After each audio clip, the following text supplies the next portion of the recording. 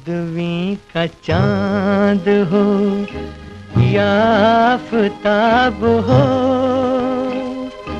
जो भी हो तुम खुदा की कसम लाजवाब हो। नमस्कार, मैं लोकेश मकवाना। ऐसे तो वो हर फनकार हमें याद रहते हैं जिनकी श्रद्धांजलि पुण्यतिथि हम मनाते हैं, लेकिन देश के ऐसे जिन्होंने देश में इतिहास रचा अपनी आवाज, सुरीली आवाज देकर, हम बात करते हैं स्वर्गीय मोहम्मद रफी साहब की। आज हम उस पार्श्व गायक जिन्होंने 60 के दशक से लेकर 80 के दशक तक अपनी आवाज से उन कलाकारों को स्क्रीन के पर्दे पर लाने की कोशिश की और वो आवाज आज भी जिंदा है। हम बात करते हैं मोहम्मद रफी साहब की। अभी ना जाओ छोड़कर पुकारता चला हूं मैं। मोहम्मद रफी साहब की कई किस्से जो है आज हम आपको सुनाते हैं। हम बात करते हैं 1933 में लाहौर के नाई की दुकान में पंडित जीवनलाल की नजर 9 साल के नाई पीको मोहम्मद रफी पर पड़ती है और 31 जुलाई 1980 को आज से ठीक 43 साल पहले king of melody Mohammed Rafi दुनिया से रुखसत हो गए। बड़ा बेईमान है, बड़ा बेईमान है आज मौसम। उनके चाहने वाले की तादाद ऐसी थी कि रफी के अंतिम संस्कार में 10,000 से ज्यादा लोग पहुंचे थे। भारत सरकार ने इनके निधन पर 2 दिनों का सार्वजनिक शोक अनाउंस किया था। मोहम्मद रफी का जन्म 24 दिसंबर 1924 को कोटला सुल्तान सिंह अमृतसर में हुआ था। 6 भाई बहनों के परिवार में रफी दूसरे सबसे बड़े भाई थे।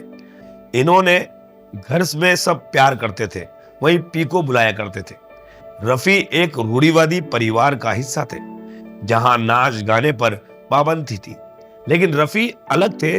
गांव की गलियों में गाना गाते हुए एक फकीर को देखकर रफी ऐसे प्रभावित हुए कि रोजाना उसे सुनाने का इंतजार करते थे। उस फकीर की नकल उतारते हुए रफी साहब खुद भी रियाज किया करते थे। आंखों ही आंखों में इशारा हो गया, बैठ बैठ जीने का सहारा हो गया। आंखों ही आंखों में इशारा हो गया, बैठ बैठ जीने का सहारा हो गया। आंखों ही आंखों में। 9 साल की उम्र में रफी साहब का परिवार लाहौर शिफ्ट हो गया था। रफी को कभी पढ़ाई में दिलचस्पी नहीं थी, तो उनके पिता उन्हें बड़े भाई के साथ खानदानी नाई की दुकान पर लगा दिया था। 9 साल के रफी नूर मोहल्ले के भाटी गेट की दुकान पर नई बन चुके थे।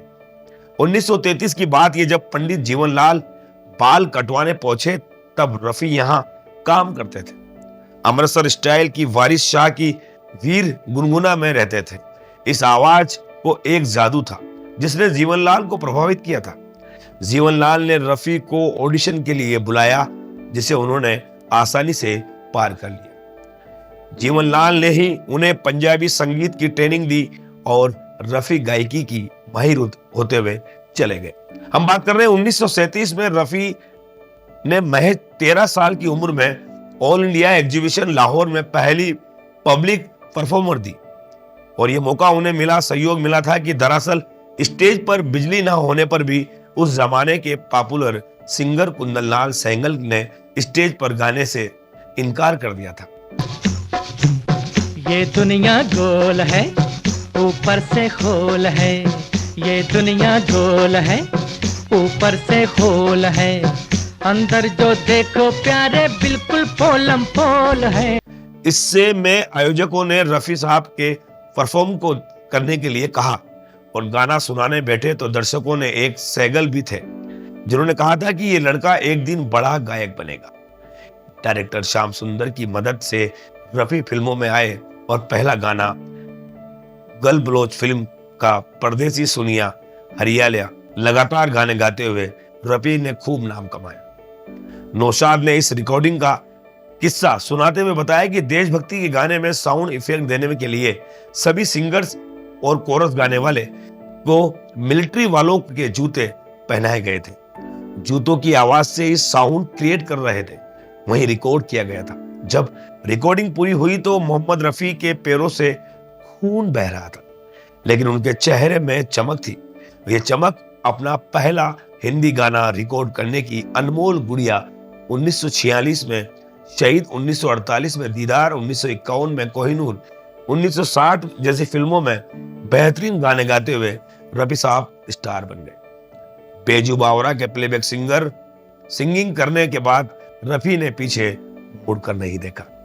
नोचा, शंकर जयकिशन, एस.डी. बर्मन, ओ.पी. नैयर, मदन मोहन जैसे संगीत निर्देशकों को पहली पसंद बन गए थे। दिल है मुश्किल जीना यहाँ, जरा हट के जरा बच के, ये है बॉम्बे मेरी जान। दिलीप कुमार, राजेंद्र कुमार, धर्मेंद्र, शम्मी कपूर, राजेश खन्ना पर आवाज बन गए। 1938 में मोहम्मद रफी की शादी बशीरा बीवी से हुई, जिससे उन्हें एक बेटा हुआ। जब भारत पाकिस्तान के दंगों में मोहम्मद रफी के सास ससुर की मौत हुई गई थी, उनकी पत्नी बशीरा ने भारत में रहने से साफ इनकार कर दिया था, वहीं लाहौर लौट गई थी। पहली पत्नी के जाने के बाद मोहम्मद रफी ने बिल्किस बानो से दूसरी शादी की, जिससे उन्हें 6 बच्चे हुए थे। जब मोहम्मद रफी हज से लौटे तो कुछ मौलवियों ने उन्हें गाने ना गाने की सलाह दी।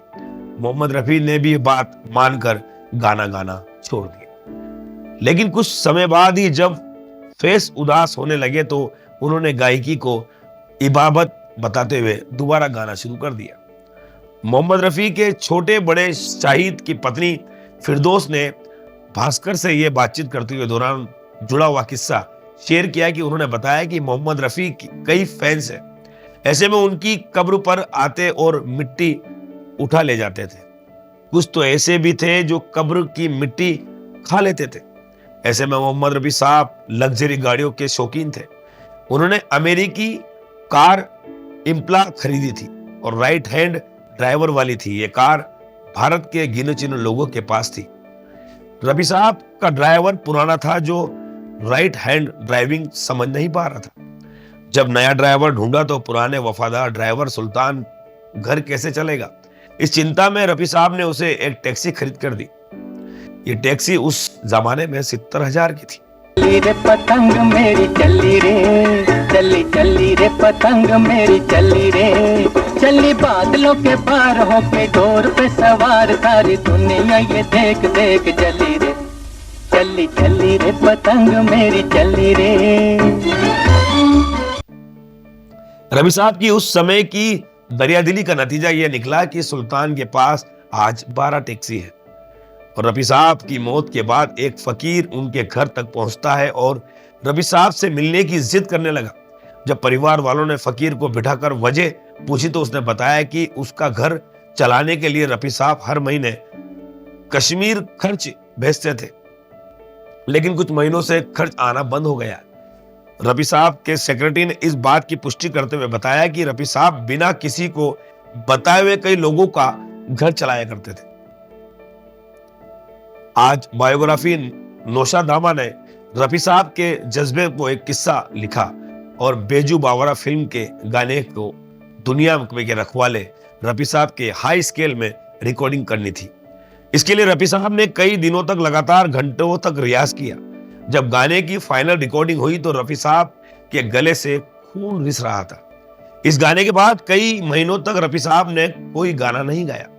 बताया जाता है कि इस कैदी ने फांसी की सजा के दौरान ये गाना सुनने की आखिरी इच्छा जाहिर की थी। हम इंतजार करेंगे तेरा कयामत तक, खुदा करे कि कयामत हो और तू आए, खुदा करे कि कयामत हो और तू आए, हम इंतजार करें। लेके पहला पहला प्यार भर के आंखों में खुमार, जादू नगरी से आया है कोई जादूगर, वो लेके पहला पहला प्यार। इधर तुम हंसी हो इधर दिल जवां है, ये रंगीन रातों की एक दास्तां है। उधर तुम हंसी हो इधर दिल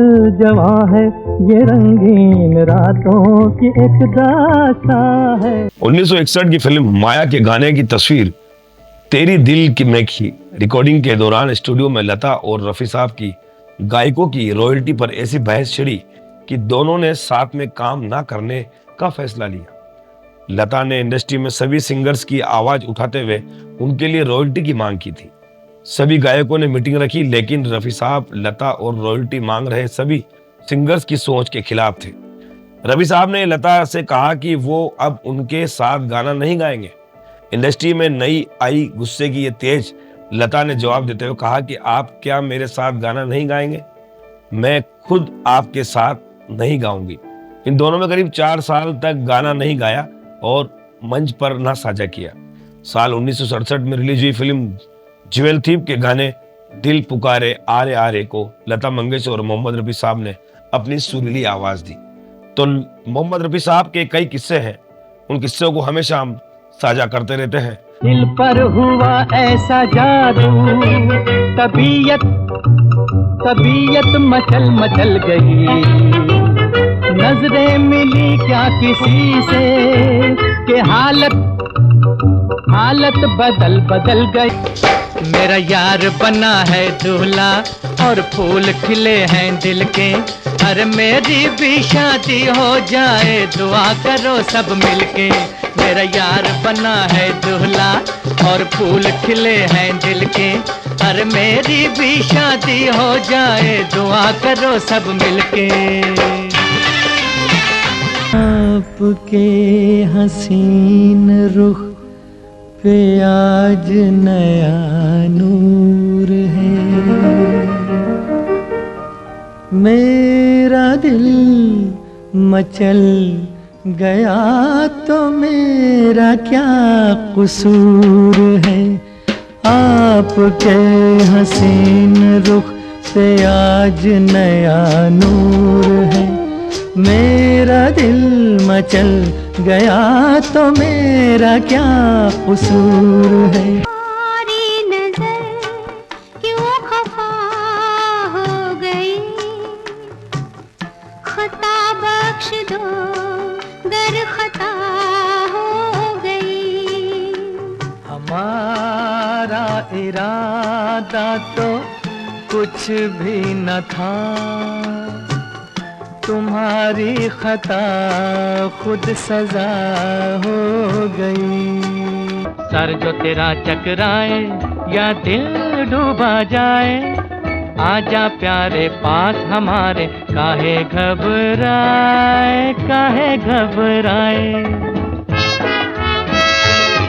जाने कहा मेरा जिगर गया जी, अभी यहीं था किधर गया जी। इसकी अदाओं पे मर गया जी, बड़ी बड़ी अखियों से डर गया जी। जाने वाले जरा होशियार, यहाँ के हम हैं राजकुमार।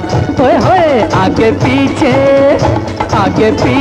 हमारी सरकार, यहाँ के हम हैं राजकुमार।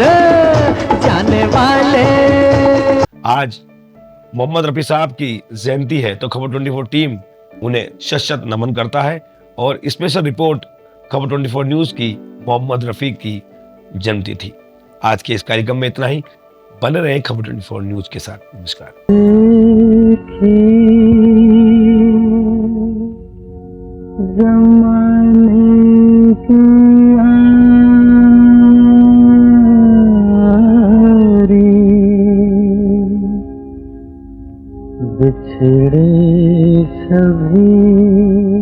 महान गायक मोहम्मद रफी, जिन्हें कभी भुलाया नहीं जा सकेगा।